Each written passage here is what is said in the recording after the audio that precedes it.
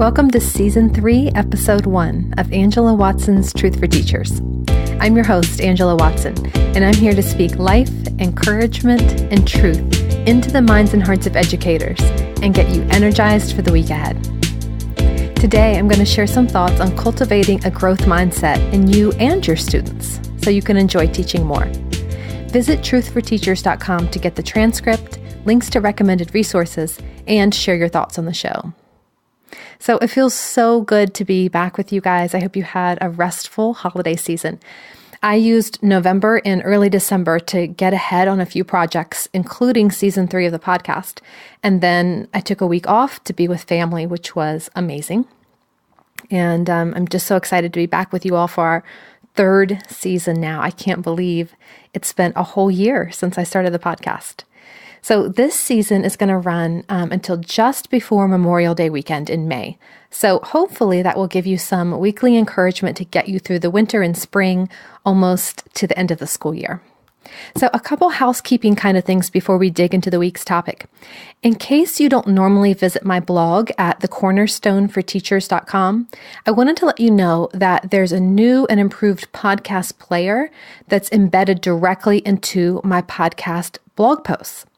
So for every episode of the podcast, going all the way back to Season 1, there's a corresponding blog post with most of the podcast content that transcribed. It's formatted a little different to be optimized for reading rather than listening, but there is a post for every single episode, as well as links to recommended resources and such.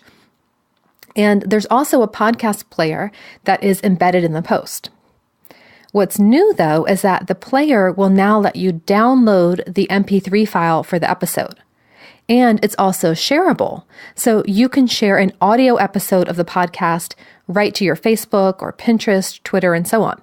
So anytime you want to download an episode or share it with friends and colleagues, go to thecornerstoneforteachers.com and click on podcast at the top of the page to see a link for the blog posts and the embedded podcast player for every episode. I also want to thank those of you who took the time to leave a review for the show on iTunes, even though I haven't requested that in a while.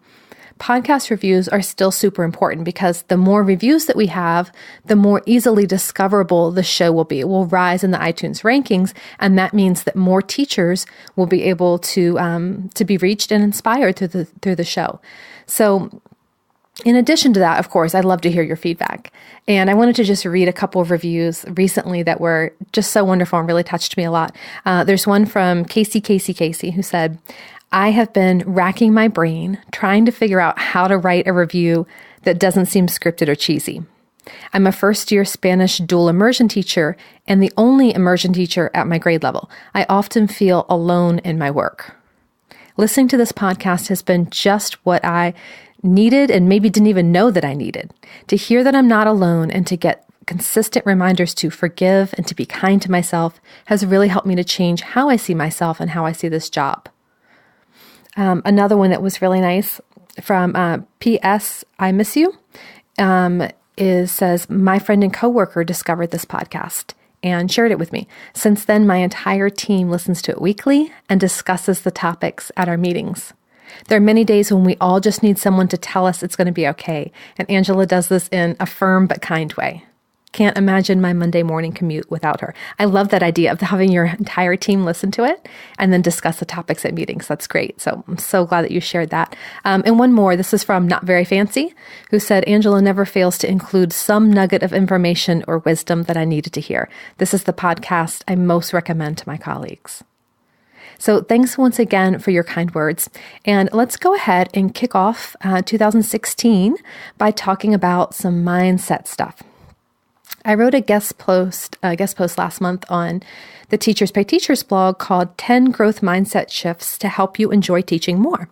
And I thought it would be a great starting point for me to begin this Season 3 of the podcast. So I think as teachers, we all think that we have a growth mindset, right? But if you really stop to think about it, what does that even look like for a teacher? Growth mindset is the understanding that intelligence and abilities are not fixed, but can be developed with dedication and hard work. It's a concept that was first defined by psychologist Carol Dweck. Her research has exploded in popularity recently, and it's trickled down to schools across the nation and beyond as students are taught that they can train their brains to learn anything. I think we can all agree that one of the best ways to teach kids to have a growth mindset is to model that thinking ourselves. But as much as we'd like to believe that we're growth mindset oriented, most of us, myself included, will probably discover upon reflection that there are old, fixed mindset thought patterns that we haven't quite let go of. Fortunately, we can examine these self-defeating thoughts and replace them with growth mindset thoughts that are empowering and energizing. So I'm going to share 10 of those with you today. See if you recognize yourself in any of these fixed mindset traps and practice exercising a growth mindset instead. So the first fixed mindset trap is this: I can't admit to students when I was wrong or if I don't know something because they'll lose respect for me. You can replace that with a growth mindset outlook, which would say, there's no better way to help students understand that mistakes are an essential part of the learning process than to model that for them. I can create a classroom community in which I learn with and from students. As the kids watch how I respond to frustrating or embarrassing situations, they'll learn how to rebound from their own mistakes more quickly and discover what it means to be a lifelong learner. Here's another fixed mindset trap. I can't learn yet another new curriculum or new assessment or set of standards. Lots of us struggle with that one, right? But what if you thought of it like this? It will be a lot of work to learn a new way of teaching, but I'm resilient and I can do difficult things. I'm ready for this. It isn't the first time I've faced major changes in my job, and it won't be the last. I want my students to face challenges head on and not be discouraged when they're overwhelmed. So I'm going to practice and model that same behavior myself. You can also replace this thought. Professional development is always so boring and irrelevant. They never teach us things we actually need to know. Replace that thought with this. I don't rely on others to mandate or direct my growth as an educator. I am in charge of my own learning. It's empowering when I choose to grow in areas I care about and seek out new teaching ideas and best practices. Plus, Pinterest totally counts as PD, right? How about this one? I wish my students' parents would stop telling me how to do my job. You could replace it with this. I can learn something from every interaction I have with another person. I can choose to disregard the information that's unhelpful without ignoring the kernel of truth within each piece of feedback. I can choose to look past tone and word choice to see the heart of the message that can help me improve. I can create a relationship with families that encourages them to provide feedback in ways that are constructive, such as through parent surveys. Giving parents a chance to be heard gives me more insight as to how families perceive what's happening in the classroom so I can continue growing as an educator. Here's number 5. That lesson this morning was a complete disaster. My motivation is shot for the day. You could replace that with this growth mindset perspective. I'll feel even worse if I give up on myself and my students and write off the whole afternoon. Instead, I can choose to put this in perspective. Having a chaotic morning doesn't mean I'm a bad teacher, and it doesn't mean my students are hopeless. I can quickly identify what I can do differently next time and mentally move on with the day. The past is over. Each moment in the present is an opportunity to make a new choice and work toward a better outcome, starting right now. Number 6. I don't have time to reflect on my teaching, and it's not a big deal anyway. You could replace that with this perspective. When I take a moment to think about what I did to make a lesson successful, I have a better understanding of what created that success. This helps me get excellent results again next time, making teaching easier and more effective. I can create habits and routines that allow me to reflect on my teaching practice.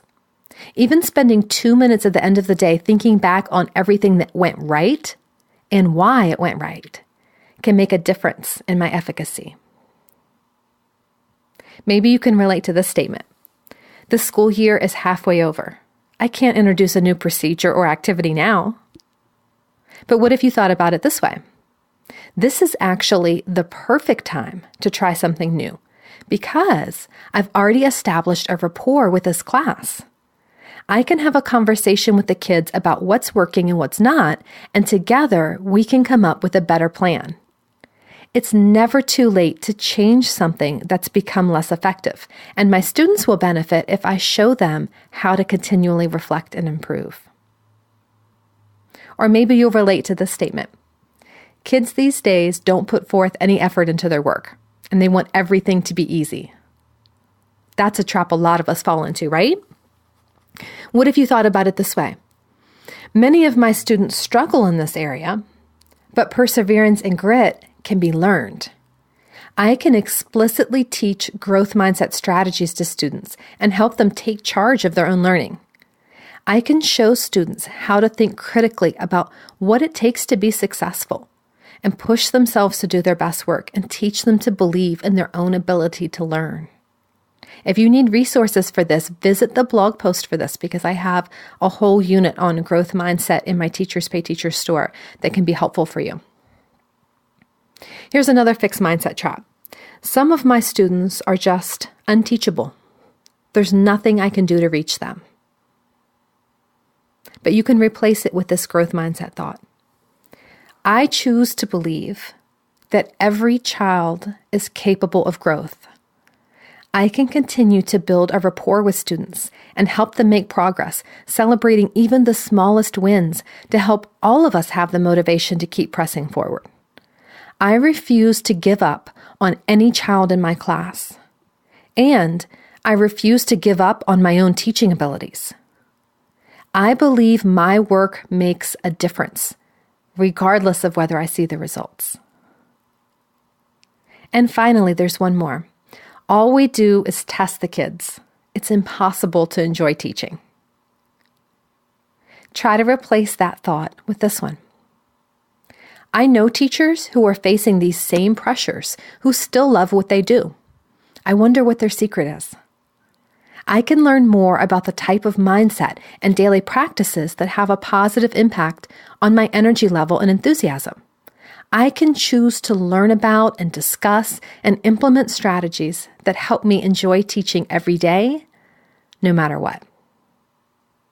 I'm sure you can see how important these kinds of mindset shifts are, and I want to dig a little bit deeper, a lot deeper actually, because I think that the way we choose to perceive teaching has a tremendous impact on how much we enjoy the job and how stressful or unstressful it feels to us. So here's what I'm going to do. Next week, I'm going to share more mindset shifts that you can make in an episode called Lies Teachers Tell Themselves and How to Uncover the Truth. So that's next week's episode. In addition to that, I want to share 2 awesome free online book clubs that are happening in the next 2 months to help you choose to develop a growth mindset. If you've been feeling defeated and discouraged, these support networks can make a huge difference in your motivation level. So this month, starting on January 4th, you can join the Educators Book Club on Facebook to read and discuss my book, Awakened: Change Your Mindset to Transform Your Teaching. The Educators Book Club is a wonderful group of teachers who read and discuss various books throughout the year. And the Awakened Book Club is starting this coming week. So that's the book that they've chosen to read in January. So you can join that. And then in February, I'll be facilitating a book club for my book, Unshakable: 20 Ways to Enjoy Teaching Every Day, No Matter What. The discussions will be held in the same private Facebook group as our club from the summertime. If you've been around for a while, you know that we did this last July.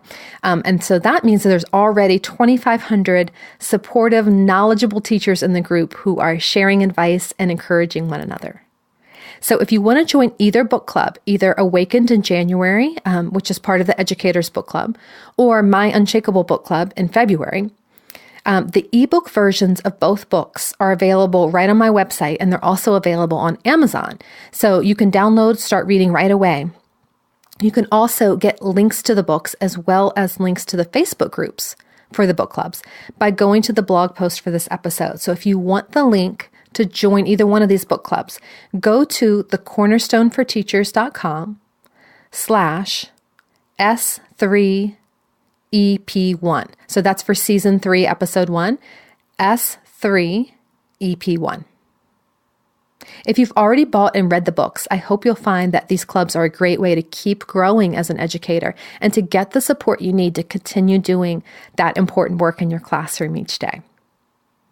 As always, I'll end the podcast episode with a motivational quote for the week ahead that I call the takeaway truth. Here's the takeaway truth I want you to remember this week. You've only failed if you've given up. Until then, it's learning. Thanks for listening. Have a fantastic week. You can do this. And remember, it's not going to be easy. It's going to be worth it.